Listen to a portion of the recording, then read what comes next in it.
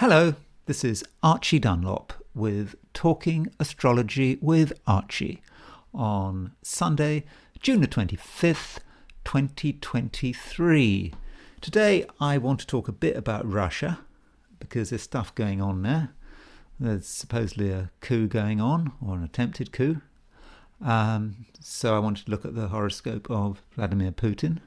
I also wanted to look at the horoscope of Yevgeny Prigozhin, the head of the Wagner, who apparently is responsible for the unrest in Russia, but we don't really know exactly what's going on. But before I talk about Russia, I want to just finish up in terms of Stockton Rush. Yesterday I talked about the pilot of the submersible that imploded around the Titanic, and I was just looking at the comments that people were making about my video on Stockton Rush, and I did come across this comment that I found quite intriguing. Let me just read it to you. And this is a comment from Katie Sugar Baker 7349, and Katie Sugar Baker 7349 wrote this, which I thought was a really interesting comment. She wrote, "When you see just the little bit of bio we do have on this person, it's obvious Rush was in a rush to crawl back in the womb as he neared his final years, and he would be happy to take others with him so he didn't have to go it alone. So he gets into his very burstable submersible, a kind of vulnerable man-made womb, and he goes to the depths of Mother Earth's watery womb searching for a tomb. He found his tomb, perhaps memories of his previous life's tomb, trying to resolve the whole thing for his soul."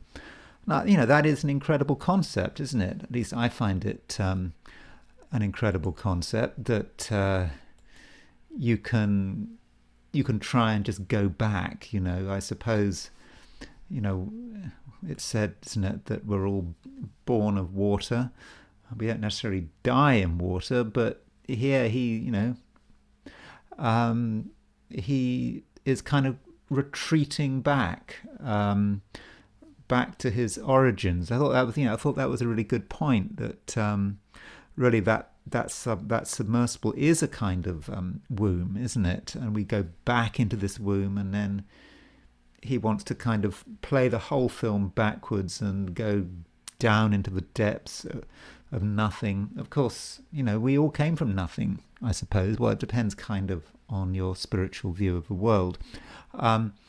And just want to have a quick look at Stockton Rush's horoscope.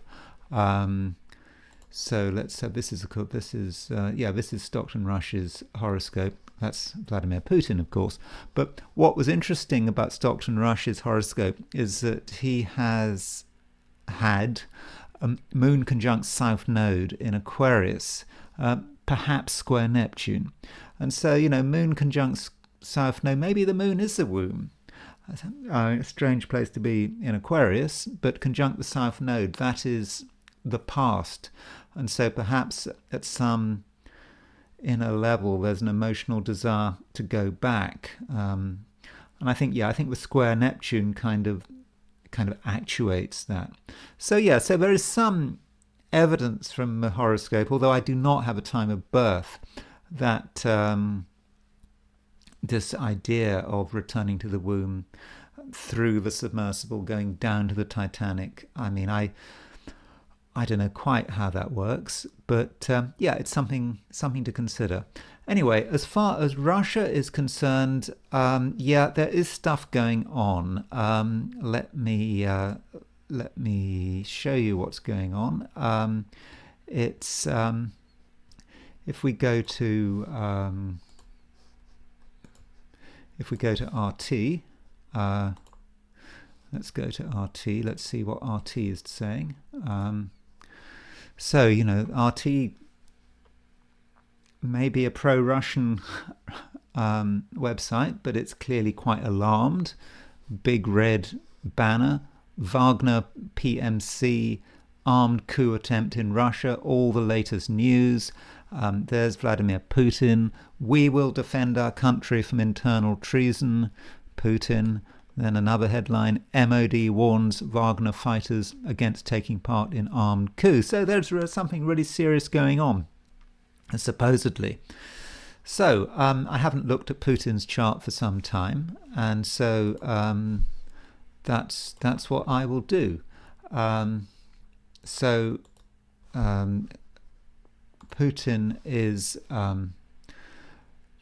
Libra, born on October the 7th, 1952. There are some times of birth circulating for him, but they're not considered to be reliable. So I'm taking his time of birth as noon, set for Leningrad. When you look at Putin's chart, do remember he's a Libra. In my opinion, I think a lot of people in the West have got Putin wrong. They see him as being a dictator. They see him as being the one solely responsible for this invasion of Ukraine. Yet the Libra suggests that he's actually someone who is quite into compromise. And I think in the Russian context, he probably is. He's often criticized in Russia for when he launched this invasion of the Ukraine, for going too softly, for being too eager to negotiate. Now, in the West, that might seem an absurd thing to do and to put all the blame on him. But, I suspect that if Russia had been, say, a monarchy and we'd had czars in control, or it had been under communism, whatever, I think this invasion probably would have still gone on. So I think I think there's a tendency to over-personalize Putin's role. But again, we don't have his time of birth. And it's not a chart that really speaks to me. It's not a chart that I think, oh yeah, that's got to be Putin. It's not that kind of chart for me. But there is all that Libra. We don't even know what his moon sign is. At noon, his moon is in Gemini, but if he'd been born really early in the day, his moon could have been in late Taurus. So we just don't know. The Mars I find interesting. Mars at 2636 Sagittarius. This Mars was hit very recently. And this Mars is also exactly semi-square Venus. Venus is at 11 Scorpio. So they're 45 degrees apart. So let's look at the previous new moon. The new moon on June the 18th, just as this crisis was beginning to get going. So this is a new moon. That's a new moon set for Westminster, but it doesn't really matter. Here's the new moon set for Moscow. And so you can see that the new moon was at 2643 Gemini, and it's square Neptune at 2739 Pisces. So going back to Putin's natal chart, we see the same. We see that his Mars was opposition. So the new moon was opposition his Mars. So we had this new moon at 26 Gemini, opposition his Mars. And recently he has had Neptune square his Mars. So I think that this new moon has really hit him, and I think it's probably weakened him quite a lot. What does he do? How does he deal with the situation? I think he made a speech recently. When did he make a speech? I think Saturday. Pretty much at the time I'm recording this, he made this speech. Calling for calm, saying that Russia is under threat, all this kind of stuff. But yeah, he's having to deal with his Mars. So I think I kind of should have seen this. I'm sure if I'd been a Russian astrologer, I would have noticed this tie-up. And his problem is Yevgeny Prigozhin. Again, I don't have a time of birth for Yevgeny Prigozhin, but I do have a date of birth. He's the head of Wagner. And, he's a Gemini, and perhaps he's demonstrating some of the problem aspects of Gemini. He talks a lot. He talks a huge amount.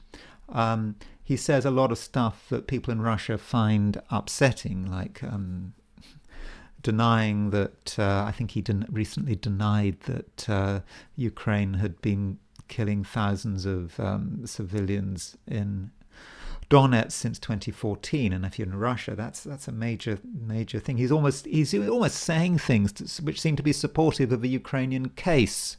That's Gemini out of control, I would have thought. And we've heard how he's been criticizing the Russian Ministry of Defense and so forth. Yeah, Gemini doesn't know when to stop. You can notice that Prigozhin has got Sun in Gemini, trine Jupiter in Aquarius. So maybe the sun in Gemini just doesn't know when to stop. Do I get the idea of someone who is about to take over Russia with this coup? Well, again, I don't have a time of birth, but I somehow think not. The chart doesn't quite seem strong enough. As I said, he does have Jupiter. He has Jupiter aspecting the Mars-Saturn midpoint. Now that might relate to his involvement with Wagner. We should remember, though, he's not a soldier. He's just, I think, an oligarch who's got involved in Wagner. I don't quite know about the details, but he's taken this position of leadership. So Jupiter on the Mars-Saturn midpoint. One of the meanings of Jupiter on the Mars-Saturn midpoint is, Mars-Saturn is the death axis, the death pair. Jupiter is quite a fortunate planet. So if you've got Jupiter on the Mars-Saturn aspecting Mars-Saturn midpoint, it's like a quick, easy death. That's one interpretation of it. Also notice that Yevgeny Prigozhin has a Venus-Saturn square. That is a bit... that's a bit grim, Venus-Saturn square. There's a toughness there, perhaps toughness in relationships and whatever. And Pluto is starting to make a conjunction to his Saturn. So I'm not convinced that is particularly fortunate. But yeah, he has this conjunction between Mars and Uranus. Yeah, he's looking for trouble. He's attracted to violence, and so this man Yevgeny Prigozhin, he is perhaps Putin's nemesis. So that's what's going on. What do I think is going to happen with this supposed coup? I did ask a horary question, what is going on with Prigozhin's coup? Trying to get some idea of how this is going to develop. Here's the chart. So I basically set up a chart for the exact time I asked this question. When you're doing a horary chart, the moon is very important. And you can see that the moon is separating from a trine of Jupiter. And then the moon doesn't make another aspect for quite some time. My feeling is that this coup is, it's getting a lot of coverage in Russia, certainly in the West, in the US press, getting a lot of coverage. My feeling is that it's probably not quite as dramatic as it's being made out to be. This horary chart is a bit messy. I don't really like answering horary charts with Mars in the 7th house, so I'm a bit uncomfortable with it. But I'm thinking it's not quite as dramatic as people are making out. But I would like to say that the new moon on Sunday it really did hit Putin's Mars and his Venus, and so I think that's what he's labouring under at the moment. Anyway, I will now move on to today's astrology, and today is Sunday, June the 25th, 2023, and this is a chart set for noon. So main theme here is a T-square. You can see that the moon is opposition Neptune and Mercury is on the T. So Mercury is square Neptune, Mercury is square the moon, and this T-square is really very confusing. It's a day when it's going to be difficult to think straight. So for all of us, I would avoid making decisions. It's just not a good time to make decisions, because we could well be making our decisions on the basis of a false premise. So wait until tomorrow, the day after, when I think that things will be a lot clearer. Another point to make is that there's Mars in Leo, 21/4 Leo noon, and it's applying to the square of Uranus. That square between Mars-Uranus is dangerous. So we mustn't do anything that's at all dangerous. It's not a time for dangerous sports. Be careful when you're driving. Politically, in terms of what's going on in the world, we should be looking out for big events. Obviously, Putin has to be careful, and Yevgeny Prigozhin has to be careful with Mars square Uranus. Particularly, it's already an unstable situation, and so with Mars coming up to the square of Uranus, it could become even more unstable, at least in the short term. So I really would watch out for that. Now, as far as my forecast for the 12 signs are concerned, for today, Sunday, June the 25th, here goes. Aries. Things are getting a bit tense after all. Mars, ruler of Aries, is square Uranus, but it is important not to overreact, and don't do anything dangerous, because today you're accident prone. Taurus. However much you try to be sensible, you always have to consider other people's stupidity, and people doing stupid stuff, or rather people who are doing stupid stuff, those kind of people, they should be avoided. Gemini. It's difficult to get a clear picture, and your own judgment could be fogging over. Try not to make commitments. Cancer. Today, it is easy to get lost, whether your travels are virtual or real. So perhaps you should stay in one place. Leo. Like yesterday, your sex appeal is at the top of the range. However, when it comes to money, you're in danger of making mistakes. Don't buy things unless they're really necessary. Virgo.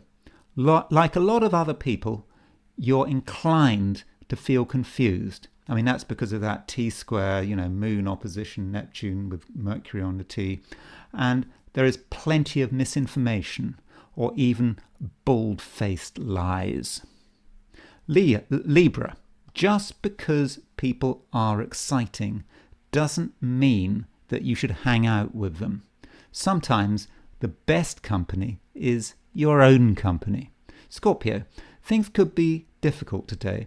Perhaps there will be unexpected events, or your impatience could create an undesirable situation. Safety may be boring, but it's a blessing. Sagittarius. How do you resolve a complex situation? It's about being yourself and having the flexibility to adjust to fast-changing circumstances. Capricorn. There's a lot of craziness around you, and the best thing to do is to sit down and use your intellect. It's the key that solves the problem. Aquarius. The best way to create order out of chaos is to use your sense of humour. Through a simple joke, the true nature of things can be revealed. And Pisces, if you're going to get involved in something, be serious and don't get caught up in muddled thinking. If you can't be serious, stay away and don't embarrass yourself. So that's all I'm going to say about the astrology today. And now I'm going to finish up with the I Ching. I haven't got a picture on the I Ching, so you will have to take my word for it. So what I did was I threw 3 coins in the air and I asked, what will Sunday be like for visitors to my YouTube channel? And I got a locked hexagram, a hexagram that doesn't move anywhere.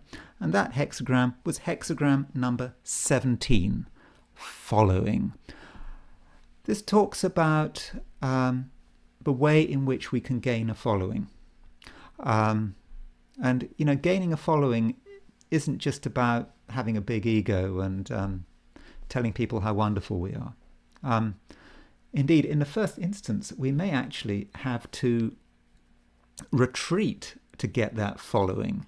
On the Russian theme, kind of I'm reminded of, didn't Ivan the Terrible retreat at some stage in his reign, and his subjects had to chase after him and say, please, Ivan, come back, come back, come back. And he did come back, and then he killed a load of people. But no, we don't want to behave like Ivan the Terrible. But we do have to retreat a bit if we want to gain a following sometimes, because we need to get our priorities straight. Also, if we want to gain a following, we have to be flexible.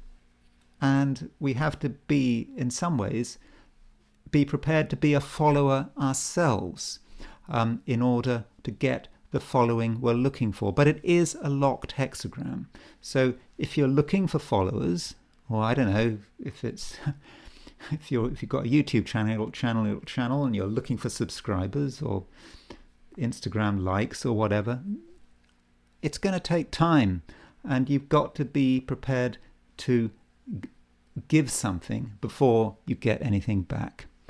Anyway, that's all I'm going to say for today, and I will talk to you tomorrow.